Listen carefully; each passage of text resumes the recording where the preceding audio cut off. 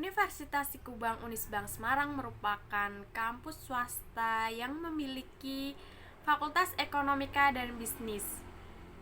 Fakultas Ekonomika dan Bisnis Universitas Sikubang Unisbank Semarang memiliki akreditasi A BAN PT. Di dalamnya ada dua program studi, yaitu yang pertama ada akuntansi dan yang kedua ada manajemen. Dosen-dosen di Fakultas Ekonomika dan Bisnis Universitas Sikubang Unisbank Semarang memiliki prestasi yang luar biasa. Lalu juga memiliki fasilitas yang lengkap seperti ruang kelas yang nyaman, diberi AC, lalu ada lift, lapangan parkir yang luas, dan suasana belajar yang sangat menyenangkan. Ayo, kapan lagi? Daftarkan diri Anda ke Universitas Sikubang Unisbank Semarang, khususnya program studi akuntansi Fakultas Ekonomika dan Bisnis. Perkenalkan, nama saya Nila Yitna Megaviana Jovanka, NIM 18055220189 dari kelas D1 program studi akuntansi Fakultas Ekonomika dan Bisnis Universitas Sikubang Unisbank Semarang. Di sini saya akan mempresentasikan tentang materi interogasi audit investigasi guna memenuhi tugas ujian akhir semester yang diampu oleh Bapak Arif Himawan Dwi Nugroho. Yang pertama, kita akan masuk ke pengertian interogasi. Interogasi adalah suatu teknik pemeriksaan tersangka atau saksi dalam rangka penyidikan tindak pidana dengan cara mengajukan pertanyaan baik lisan maupun tertulis kepada tersangka atau saksi guna mendapatkan keterangan, petunjuk, alat bukti, dan kebenaran keterlibatan tersangka dalam rangka pembuatan acara pemeriksaan. Pengertian tersebut terdapat dalam naskah sementara Pedoman Penyelidikan Tindak Pidana tahun 2006. Selanjutnya ada ciri-ciri suatu interogasi. Yang pertama, interogasi bersifat menuduh. Seseorang yang bersalah tidak akan memberi keterangan yang bertentangan dengan kepentingan pribadinya secara sukarela, kecuali apabila ia yakin bahwa investigator juga mempunyai keyakinan tentang kesalahannya. Karena itu, pernyataan yang bersifat menuduh seperti, "Anang, saya tidak punya keraguan sedikitpun bahwa Anda yang merencanakan tindak pidana korupsi ini," sangat diperlukan untuk memperlihatkan keyakinan investigator. Bandingkan jika pertanyaan berbunyi, "Anang, saya pikir Anda mungkin terlibat dalam merencanakan tindak pidana korupsi ini." Dengan pertanyaan terakhir ini, yang diinterogasi dengan cepat membaca bahwa ada ketidakpastian di benak si investigator mengenai keterlibatannya dalam merencanakan tindak pidana korupsi. Selanjutnya, yang diinterogasi ini semakin yakin bahwa sikap yang harus diambilnya adalah membantah keterlibatannya. Yang kedua, interogasi dilakukan dengan persuasif yang aktif. Interogasi dilakukan karena investigator percaya bahwa dalam wawancara sebelumnya yang bersifat mono-akusatori, orang itu telah berbohong. Kalau interogasi dilakukan dengan cara bertanya dan bertanya terus, sangat tidak mungkin investigator akan mendapat keterangan yang berisi kebenaran. Untuk membujuknya menceritakan kebenaran, investigator menggunakan taktik membuat pernyataan dan bukan mengajukan pernyataan. Taktik ini akan mendominasi seluruh interogasi sebelum seseorang mengaku bersalah. Pertama, ia harus bersedia mendengar pernyataan-pernyataan yang dibuat investigator. Tujuan interogasi adalah mengetahui yang sebenarnya. Artinya, apa yang sebenarnya terjadi, siapa yang sebenarnya melakukan, berapa jumlah atau nilai fraud sebenarnya, dan seterusnya. The purpose of an interrogation is to learn the truth. Ada persepsi bahwa tujuan interogasi adalah mendapatkan pengakuan bersalah atau confession. Ini keliru. Interogasi juga sering berakhir dengan pengakuan bersalah oleh pelaku. Pada contoh ini, keberhasilan interogasi bukan diwujudkan dalam pengakuan bersalah, melainkan dalam mengetahui siapa yang sebenarnya bersalah. Interogasi dilakukan dalam lingkungan yang terkontrol atau terkendali, atau controlled environment, bukan di sembarang tempat. Taktik persuasi yang digunakan seperti dijelaskan di atas memerlukan lingkungan yang ada privasi, tidak terganggu orang yang berlalu lalang, bebas dari halangan lain, seperti suara bising di tempat umum. Interogasi hanya dilakukan sesudah investigator mempunyai keyakinan yang memadai mengenai salahnya seseorang. Investigator harus mempunyai alasan untuk percaya bahwa seseorang telah berbohong. Alasan ini mungkin berupa perilakunya selama wawancara, keterangan yang berubah-ubah sebagai tanggapan atas pertanyaan yang sama, adanya petunjuk bahwa ia berbohong, dan lain-lain. Interogasi tidak boleh digunakan sebagai alat atau cara utama untuk menilai jujur tidaknya seseorang. Penilaian ini harus dapat dicapai dalam wawancara yang bersifat tidak menuduh. Investigator tidak boleh membuat catatan sampai sudah tuduhan menceritakan yang sebenarnya dan berketetapan hati untuk tidak beringsut dari posisi itu. Membuat catatan terlalu dini akan meningkatkan tertuduh bahwa keterangan akan merugikan dirinya. Bahwa para pakar menyarankan bahwa bukan saja catatan dibuat sesudah tertuduh sepenuhnya mengakui apa yang sebenarnya terjadi, pengakuan itu juga harus disaksikan investigator lain. Barulah setelah ada pengakuan yang disaksikan investigator lain, investigator mendokumentasikan pengakuan tersebut dan segala perincian dari pengakuannya. Selanjutnya ada langkah-langkah interogasi. Langkah yang pertama yaitu direct positive confrontation. Pada awal interogasi, tersangka mengamati investigator secara seksama. Ia menilai apakah investigator yakin bahwa ia bersalah. Jika ia mendapat kesan sekecil apapun bahwa investigator tidak yakin akan kesalahannya, ia tidak akan mengaku. Investigator mengawali interogasinya dengan pertanyaan yang mengesankan bahwa ia yakin seyakin-yakinnya bahwa tersangka bersalah. Setelah itu, investigator berkata, "Saya ingin duduk bersama Anda untuk menyelesaikan masalah ini." Investigator berhenti sejenak, menempatkan folder dan berkata lain jauh dari tersangka, menarik kursinya sekitar 1 meter dari kursi tersangka. Tujuan jeda perilaku ini adalah mengevaluasi tanggapan verbal dan non-verbal pada tersangka. Tersangka yang bersalah menghindari kontak mata dengan investigator. Ini memungkinkan menyiapkan jawaban verbal yang kemungkinan besar bukan jawaban sama sekali. Pada tahap ini, tersangka menunjukkan tanda-tanda bersalah seperti mengubah postur, menyilangkan tungkai, menyikat baju atau celana dengan jari tangan seolah-olah ingin membuang kotoran, duduk terjerembab di kursi atau bersandar jauh ke belakang seolah-olah berusaha menjauhi investigator. Sebaliknya, tersangka yang tidak bersalah menyorongkan tubuhnya ke depan tanpa menunjukkan perilaku yang digambarkan di atas. Mukanya merah, matanya tertuju ke mata investigator. Ia mungkin mengucapkan kata-kata yang menunjukkan ia sedang marah tanpa tedeng aling-aling. Tidak ada yang membendung kekesalannya atas tuduhan yang didengarnya. Ada tersangka yang sama sekali kaget dan tidak bisa percaya tentang apa yang didengarnya, dan sejenak menggeleng-gelengkan kepala, menunjukkan ketidakpercayaan. Selanjutnya, ini diikuti dengan sanggahan yang tulus, spontan, bahkan tegas dan bertubi-tubi tanpa melepas kontak mata. Tersangka yang tidak bersalah akan tersinggung dengan tuduhan yang dialamatkan kepadanya dan berupaya keras menghentikan tuduhan itu. Tersangka yang bersalah biasanya bersifat pasif. Tatapan matanya memelas, jawabannya nyaris tidak terdengar atau ia menanyakan sesuatu yang penuh keraguan dan tidak jelas.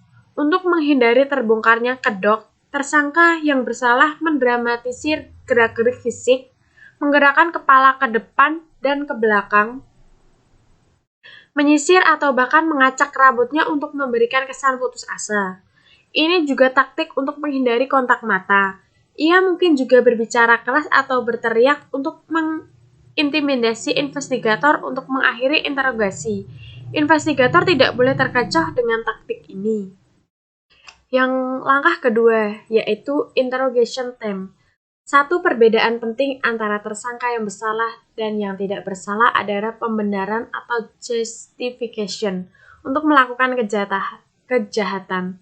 Tersangka yang bersalah melakukan pembenaran atau justification ketika atau belum melakukan kejahatan, melemparkan kesalahan, menjauhi dirinya sendiri, dan menginternalisasi pembenaran untuk perilaku yang menyebabkan kecemasan adalah naluri alamiah manusia. Interogasi time pada langkah 2 sebenarnya memperkuat pembenaran yang sudah dibuat tersangka. Karena itu, mudah sekali mengungkapkan denials atau penyangkalan dari tersangka dalam interogasi. Tersangka menangkap time yang ditawarkan investigator. Tersangka yang bersalah akan mendengarkan time ini dengan seksama. Sebaliknya, tersangka yang tidak bersalah tidak pernah memikirkan pembenaran untuk melakukan kejahatan itu. Dengan sendirinya, ia tidak menangkap time yang dibicarakan investigator. Tersangka yang bersalah sudah membuat atau mencari pembenaran sebelum atau ketika ia melakukan kejahatan. Pertanyaan investigator yang berisi tentang tema tertentu langsung ditangkap tersangka yang bersalah. Tema-tema itu bisa berupa keadaan uang, keuangan terdesak, manusia lain, atau keadaan sebagai kambing hitam. Semua orang juga berbuat begitu dan lain-lain. Kalau tidak bersalah, tersangka tidak membuat justification atau pembenaran apapun bagi dia.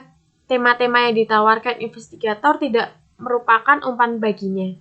Bayangkan kalau Anda tidak bersalah dan investigator mengajukan pertanyaan-pertanyaan di atas.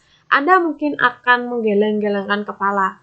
Bertanya kepada diri sendiri, apa sih yang ditanyakan? Seperti seorang yang semalam belajar matematika untuk keesokan paginya dan ketika kertas ujian dibagikan, ia menerima soal ujian akuntansi. Kita bisa membayangkan bagaimana perbedaan perilaku verbal, paralinguistik, dan nonverbal yang diajukan oleh tersangka yang bersalah dan yang tidak bersalah. Ketika investigator ini membahas interrogation time, baik subjek yang bersalah maupun yang tidak, dapat diharapkan mengemukakan penolakan atau sanggahan atau denial secara verbal atas keterlibatannya dengan kejahatan yang disangkakan kepadanya. Investigator bersiap melangkah ke langkah ketiga. Kalau tersangka menunjukkan tanda-tanda akan mengakui kesalahannya, investigator hendaknya tidak membuang-buang waktu dengan pernyataan-pernyataan yang berisi interogasi time. Langkah ketiga yaitu handling denials. Bagi investigator tidak mudah mendapatkan pengakuan dari tersangka. Tersangka yang bersalah dan yang tidak bersalah akan memberikan penyangkalan atau denials. Penyangkalan yang dapat dilakukan secara verbal seperti tidak, aku tidak melakukannya, atau dalam bentuk nonverbal seperti menggelengkan kepala. Subjek yang menyangkal sebagai tanggapan atas tuduhan penyangkalan pada dasarnya adalah pernyataan bahwa tuduhan itu palsu, tidak benar, keliru, salah alamat, dan seterusnya. Tahap penyangkalan merupakan tahap yang sangat menentukan. Kalau penyangkalan tidak ditangani dengan keahlian dan pengalaman, seluruh langkah berikutnya akan menjadi sia-sia. Tujuan utama dari langkah ketiga adalah mencegah tersangka meluncurkan penyangkalan yang tidak perlu dan sebenarnya hanya mengganggu perhatiannya dari tema interogasi dan upaya investigator selanjutnya untuk mengungkapkan kebenaran. Kemudian ada satu kenyataan hidup yang merupakan bagian alamiah kemanusiaan, yaitu semakin sering tersangka yang bersalah memberi penyangkalan, semakin berkurang kemungkinan ia akan menyatakan kebenaran. Kenyataan ini sebenarnya bukan saja penting untuk langkah ketiga dan selanjutnya, tetapi juga untuk langkah-langkah sebelumnya. Seseorang tersangka yang menyangkal berbuat kejahatan dan menceritakan penyangkalannya kepada anak, istri, teman saudara, guru spiritual, dan lain-lain akan sulit untuk menceritakan kebenarannya ketimbang tersangka yang belum pernah menyangkal perbuatannya.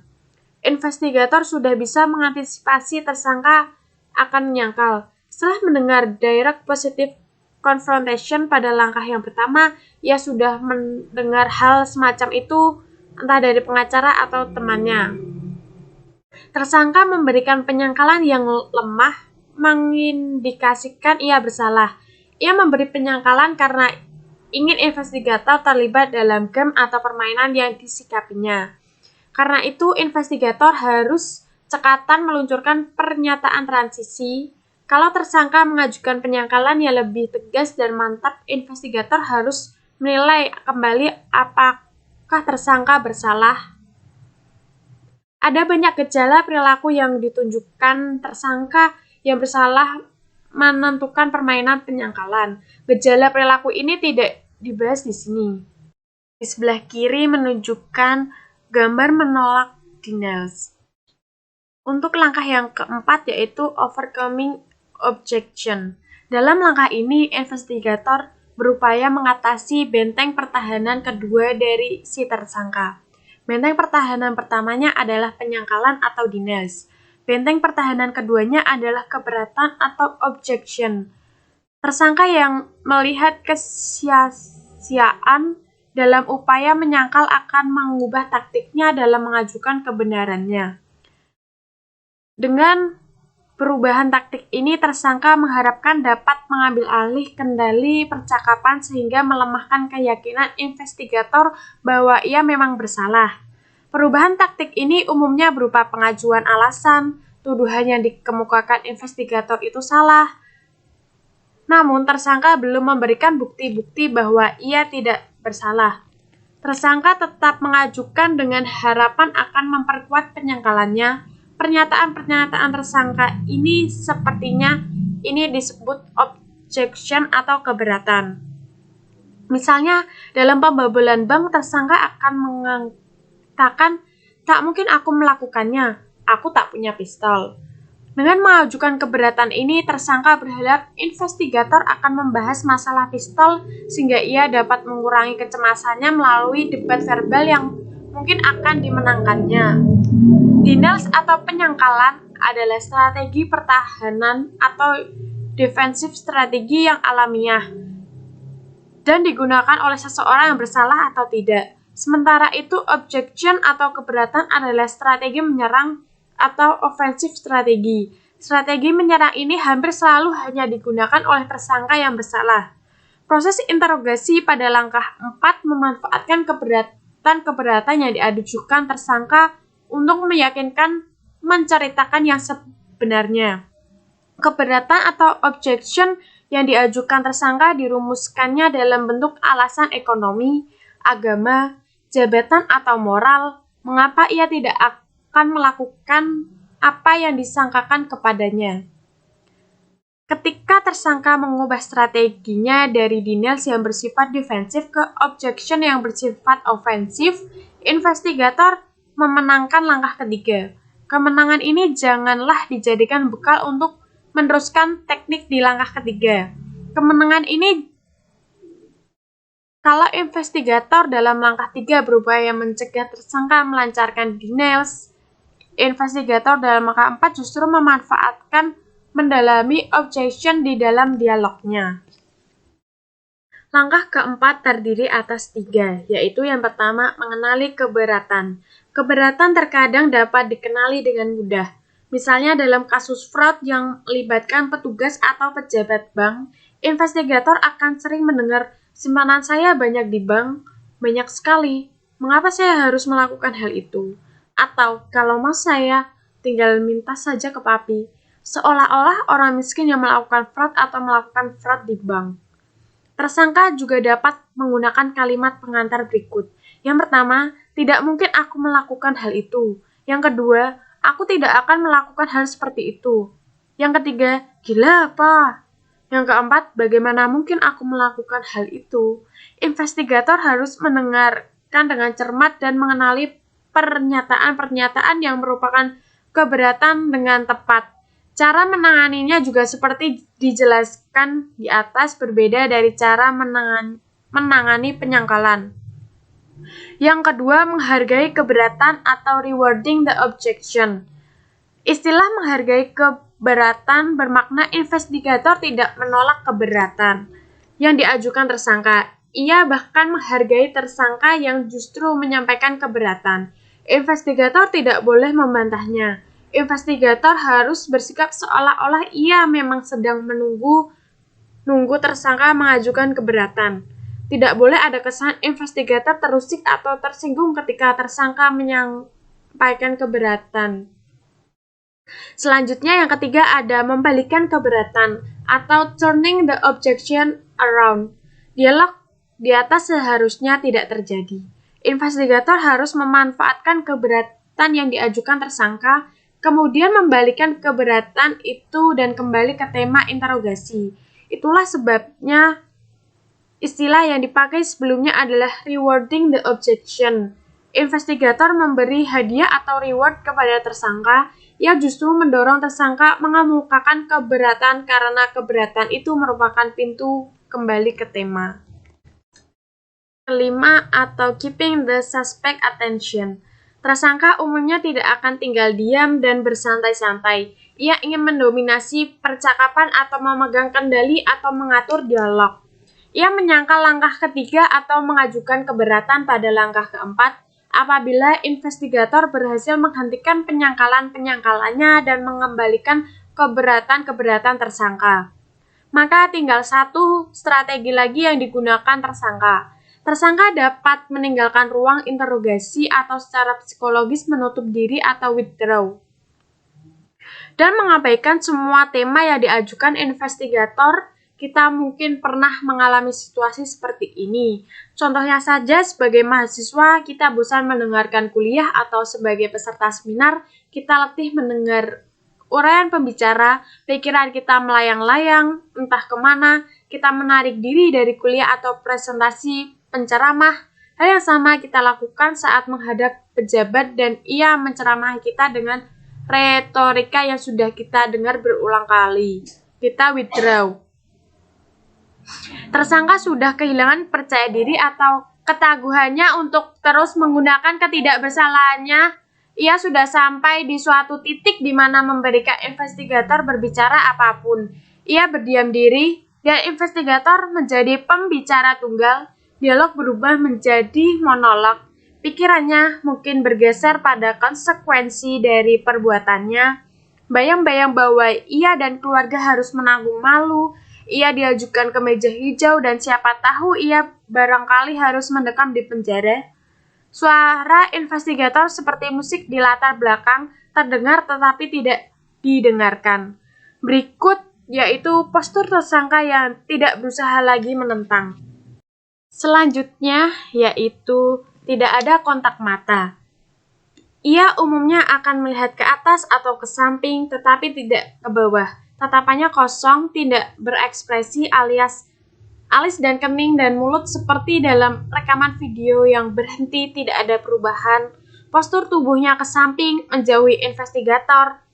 Tangan menyentuh lengan yang lain dan salah satu lengan menopang dagu. Ia tidak bergerak secara verbal, nonverbal, dan mental. Dalam tahap ini, kedekatan fisik, jarak kursi investigator dan tersangka, serta kontak mata sangat penting. Perilaku verbal dari investigator juga sangat menentukan dalam mempertahankan momentum ini. Kedekatan secara fisik akan mendekatkan tersangka secara psikologis kepada investigatornya. Investigator harus mendekati tersangka secara hati-hati dan bukan dengan menarik kursi secara mendadak dan menimbulkan bunyi yang keras. Pernyataan-pernyataan hipotesis harus menyentuh aspek positif dari tersangka. Untuk alasan psikologis, investigator tidak boleh menyayangkan konsekuensi nyata sebagai lawan dari konsekuensi hipotesis yang tersangka ingin hindari atau melupakannya. Langkah keenam yaitu handling the suspect's passive mood. Pada akhir langkah 5, investigator seharusnya berhasil menjalin hubungan yang baik dengan tersangka.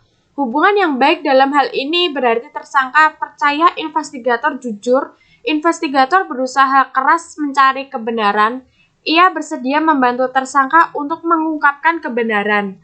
Dalam berbahasa Inggris, hubungan ini dinamakan rapport. Pada tahap ini, tersangka menyadari bahwa kebohongannya tidak menghasilkan keinginannya tadi. Karena itu, sekarang ia lebih bersedia mendengarkan. Ia menunjukkan sikap kalah, kepala tertunduk, bahu menurun, kaki lemas, mata berkaca-kaca, mentalnya berada pada titik terendah. Selanjutnya, ada investigator mulai mengarah pada suatu pokok tertentu dari tema yang dikembangkan. Untuk itu, ia menunjukkan empatinya terhadap tersangka dengan sikap siap membantu. Ketika mengembangkan tema yang sudah dimulai dalam tahap-tahap sebelumnya, ia berusaha menemukan motif. Investigator mengajukan berbagai alasan untuk menjelaskan motif dari perbuatan tersangka sambil mengamati perilaku tersangka untuk menentukan alasan yang diterima dan ditolak.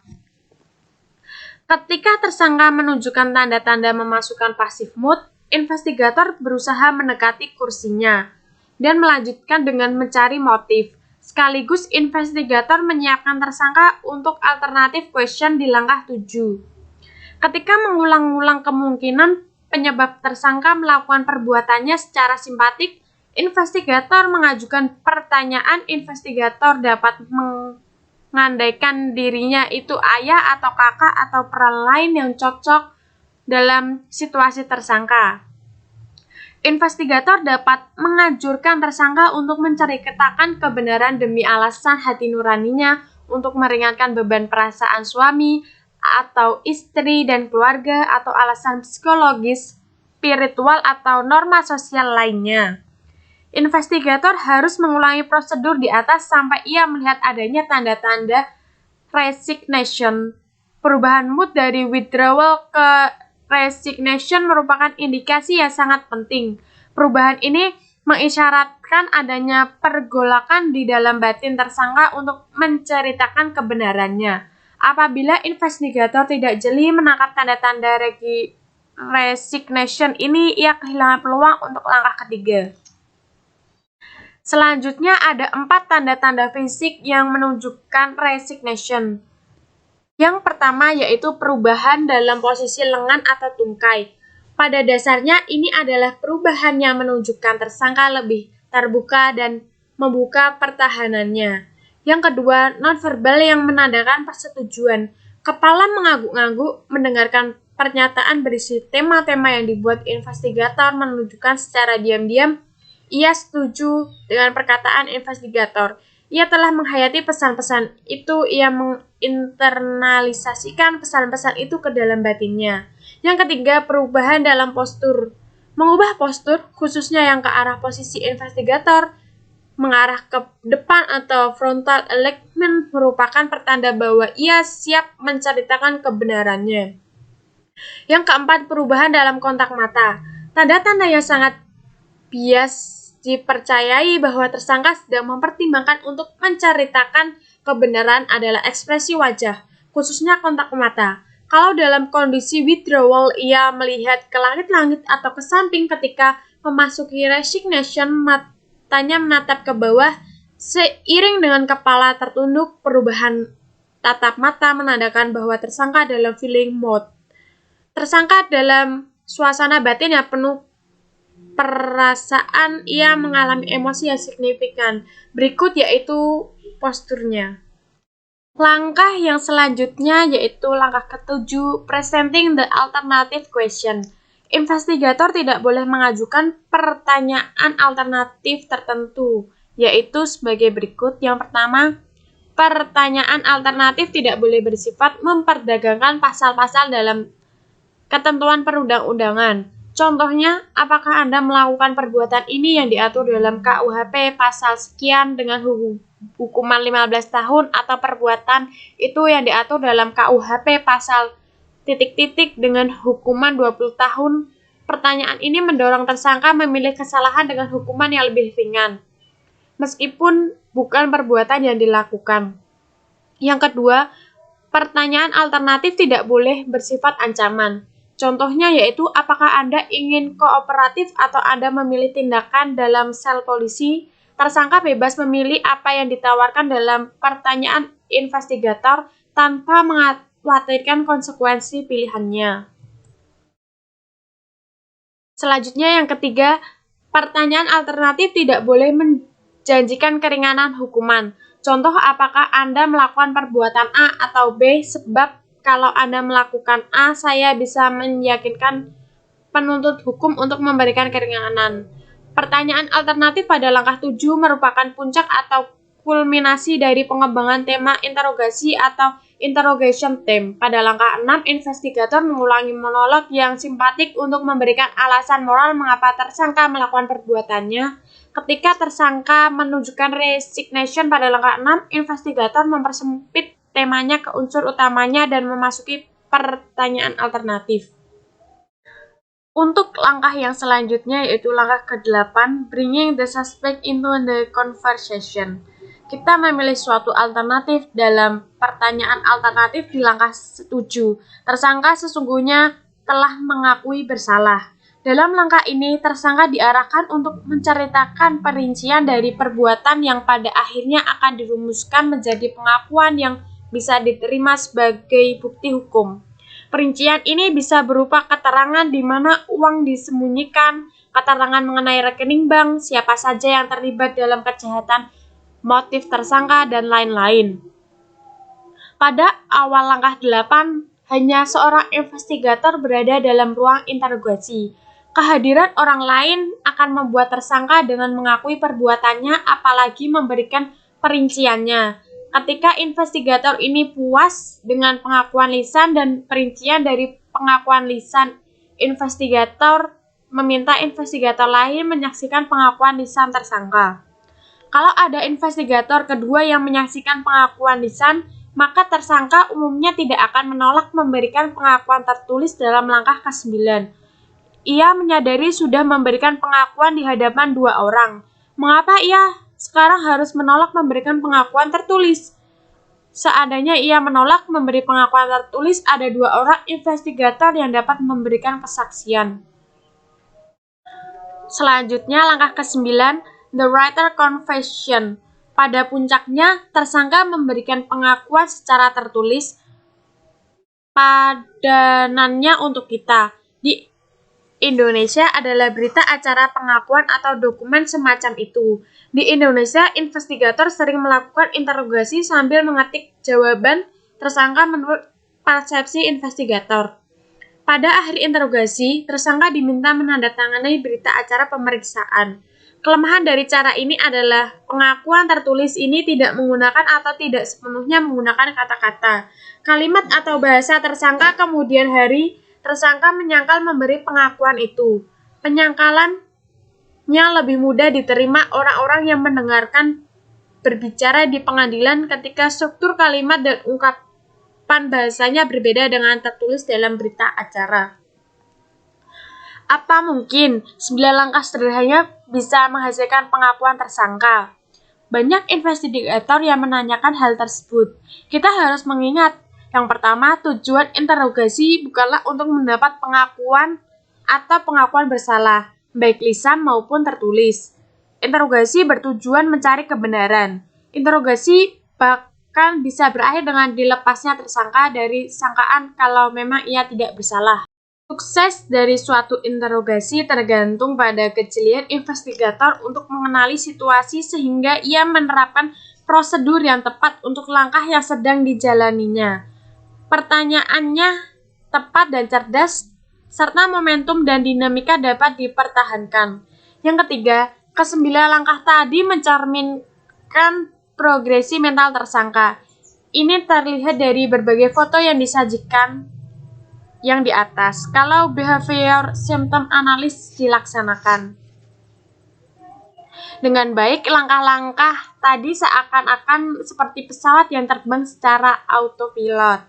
Yang keempat, tidak semua interogasi harus berjalan dari langkah 1 dan berakhir pada langkah ke-9.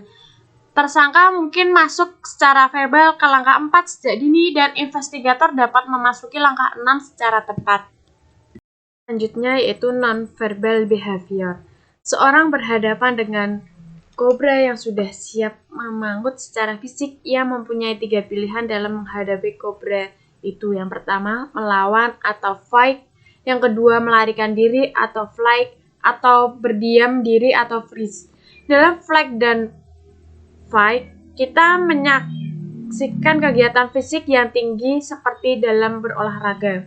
Juga seperti halnya berolahraga, flight dan fight mengatasi kecemasan melalui kegiatan fisik. Ia menurunkan tingkat stres. Kalau kita freeze, seakan-akan hipnotis sang kobra, kita merasakan stres yang tinggi. Ada rasa kesemutan atau mati rasa, dan ada rasa perasaan melayang-layang.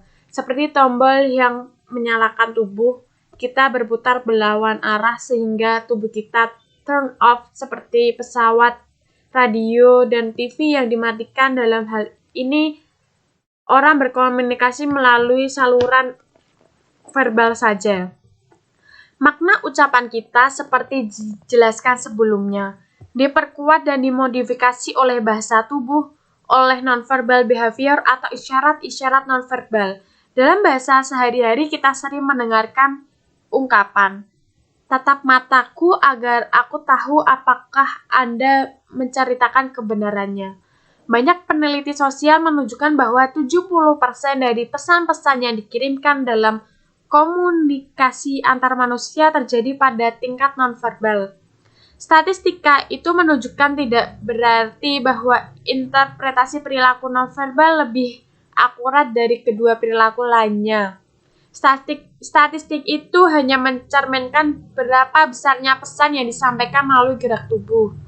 Hal ini diketahui dan dimanfaatkan para pelawak yang menggunakan bahasa tubuh mereka untuk mengundang gelak tawa penonton. Di sisi lain, perilaku nonverbal cukup rumit untuk dievaluasi.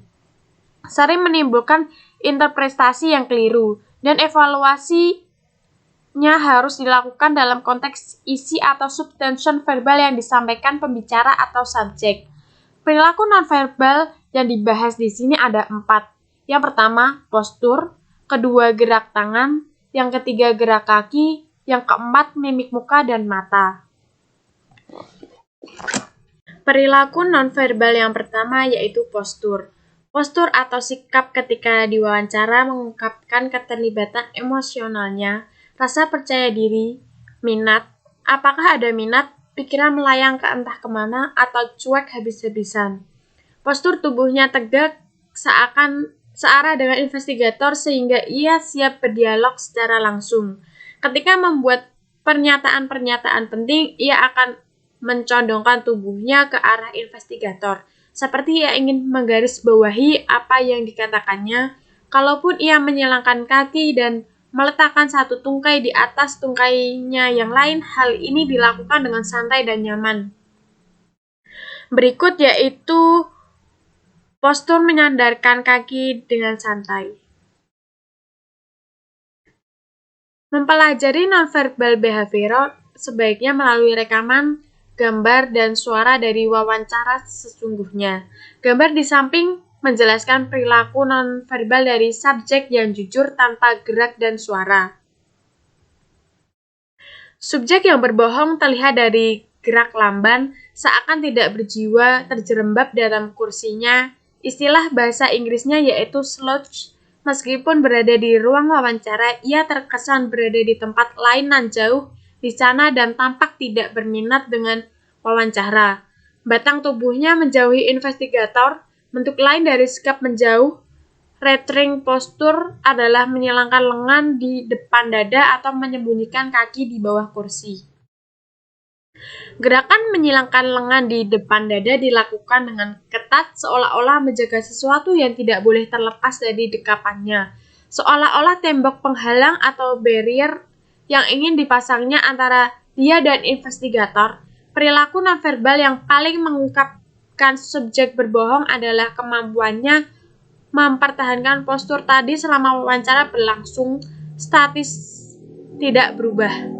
Seperti gambar yang ada di sebelah kanan berikut. Untuk gerakan-gerakannya. Selanjutnya yang kedua yaitu ada gerak tangan atau gestur. Sebagai tanggapan atas pertanyaan investigator, subjek dapat melakukan 3 jenis gerakan tangan. Pertama, subjek tetap tidak melibatkan dirinya, tidak ada gerakan tangan sama sekali. Ini merupakan tanda bahwa ia tidak mempunyai percaya diri terhadap jawaban yang sudah ada atau akan diberikannya, atau ia memandang pertanyaan-pertanyaan itu tidak penting. Kedua, tangan menjauh dari tubuh. Seperti orang berpidato atau guru yang sedang mengajar, gerak tangan seperti ini disebut perilaku menjelaskan atau illustration behavior. Ketiga, tangan mengarah pada bagian tubuh. Gerak tangan ini disebut perilaku menyesuaikan atau adaptor behavior. Ya, untuk ilustrasi di sini ada gambar menjelaskan apa adanya. Illustrating behavior di samping lebih sering ditunjukkan oleh subjek yang jujur. Gerak tangan ini disaksikan ketika seseorang menceritakan bagaimana pelaku menyodorkan amplop berisi uang sogokan dan ia menolaknya. Selanjutnya ada lagi gerak tangan yang dalam bahasa Inggris disebut hand shrug. Dengan gerak tangan ini subjek ingin mengatakan aku tidak tahu atau aku tak peduli. Dalam gambar di samping ini yaitu hand shrug ini bisa dibarengi dengan mengangkat bahu. Hand shrug bisa memperkuat apa yang diucapkan subjek, sebaliknya hand shrug bisa merupakan kontradiksi atau perlawanan dengan ucapan subjek.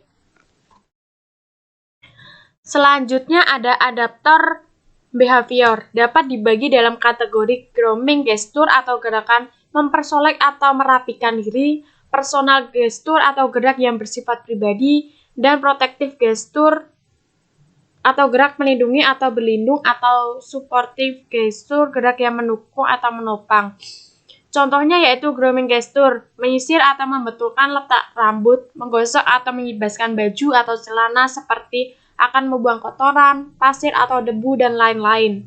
Personal gestur disebut personal karena ini gerakan lazimnya berkaitan dengan pemenuhan kebutuhan pribadi atau personal seperti menggaruk tangan, daun telinga, lubang telinga, dan lain-lain. Namun kali ini tanpa ada rasa gatal. Untuk yang selanjutnya ada protective supporting gesture. Tangan mengarah atau membuat kontak dengan muka, misalnya tangan diletakkan di pipi untuk mendukung atau menopang kepala. Gerak ini mencerminkan keterlepasan emosional atau emotional detachment subjek dari apa yang sedang berlangsung. Ada gerak kaki. Ketika subjek menyilangkan satu tungkai pada yang lain, ia mungkin menghentakkan satu kaki ke tanah. Kalau hal ini sering dilakukan, ini tanda kecemasan. Ini tidak usah berarti bahwa subjek berbohong. Namun perubahan dalam hentakan kaki, misalnya dalam hal memulai atau mengakhiri gerakan secara mendadak, seiring dengan jawaban atas suatu pertanyaan bisa merupakan indikasi subjek sedang berbohong. Ini berlangsung 1 atau 2 detik, kemudian ia kembali ke gerak kaki yang normal. Gerak kaki bisa mengubah postur duduk si subjek. Dengan menampakkan kaki dan mendorong punggung ke sandaran kursi, bisa juga disertai kursi berpijak pada 2 kaki belakang. Ini adalah sikap yang menunjukkan subjek berbohong. Sikap yang dilakukannya sesaat sebelum atau selama menjawab suatu pertanyaan. Yang keempat yaitu mimik muka dan kontak mata. Berbagai ekspresi atau mimik muka disebabkan oleh subjek yang khawatir bahwa kebohongannya akan terungkap. Ketidakpastian apakah ia akan berhasil menutup-nutupi kebohongannya atau mungkin kesadarannya bahwa kebohongannya sudah terungkap sehingga ia siap mengakui kesalahannya. Kenyataan bahwa ekspresi mukanya berubah sebenarnya sudah merupakan indikasi bahwa subjek berbohong. Sebaliknya, tidak adanya perubahan mengindikasi subjek itu jujur. Dari semua perubahan mimik atau ekspresi wajah yang sangat sulit dievaluasi adalah kemarahan. Kontak mata antara subjek dan investigator merupakan salah satu perilaku nonverbal yang sangat penting untuk dievaluasi. Subjek yang berbohong tidak berani atau enggan menatap mata investigator, ia akan menundukkan kepala melihat lantai, mengalihkan matanya ke samping seperti melirik atau ke langit-langit ruangan. Berikut ini 5 pedoman yang harus diperhatikan ketika menilai kontak mata untuk menentukan apakah subjek berbohong atau jujur. Yang pertama, umumnya subjek yang tidak melakukan kontak mata dengan investigator sedang merahasiakan sesuatu. Namun, investigator juga perlu mempertimbangkan kerusakan mata. Misalnya tatapan mata orang jereng seolah-olah melihat ke sisi lawan bicaranya, rasa rendah diri, bawahan ketika bicara dengan atasan, gangguan emosi, alasan budaya atau agama di mana menatap orang yang harus dihormati adalah tabu. Yang kedua, alasan apapun investigator tidak boleh menantang subjek untuk menatap matanya. Tantangan yang sama sekali tidak bermanfaat, subjek yang berbohong pun akan menerima tantangan ini. Tantangan ini justru menghapus peluang untuk mengamati perilaku nonverbal yang sangat penting. Yang ketiga, investigator cukup mengamati kontak mata secara casual, sehingga ia tidak membuat subjek menjadi tidak nyaman. Kontak mata secara casual sesekali dibarengi tatapan tajam sudah cukup untuk menarik kesimpulan. Apakah subjek menghindari tatapan mata? Ini juga menghilangkan kecurigaan subjek bahwa perilaku sedang diamati. Yang keempat, subjek tidak boleh diperkenankan memakai kacamata hitam kecuali jika ia mempunyai penyakit yang mengharuskan memakai kacamata hitam di dalam ruangan.